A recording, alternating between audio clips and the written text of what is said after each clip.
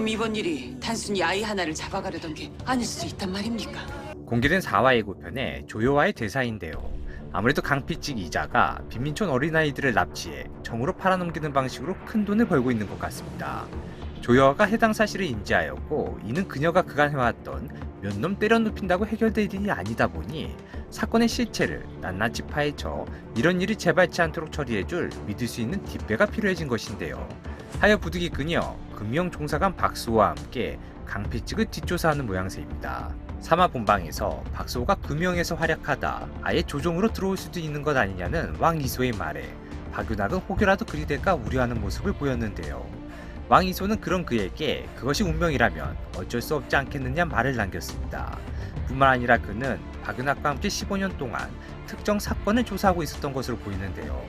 하지만 그 어떤 증자도 찾지 못했으니 그 사건 아무래도 왕이소의 아버지 즉 선왕의 죽음과 관련이 있어 보였으며 또한 박수호의 아버지 임강의 죽음과도 관련이 있는 듯 보였습니다.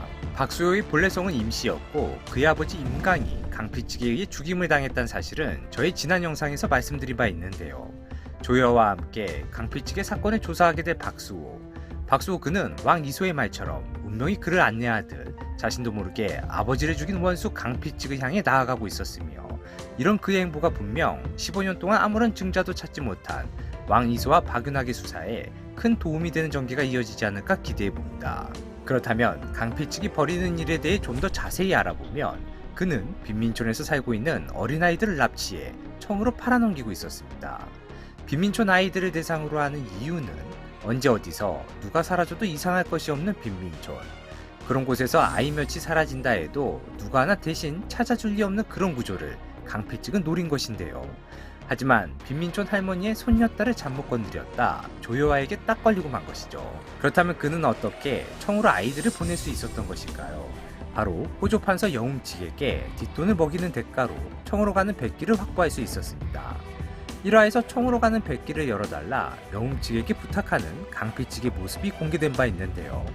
해당 장면에서 강필찍은 물건을 나른다 했지 인신매매한 아이들을 청으로 실어 나른다는 얘기는 하지 않았거든요.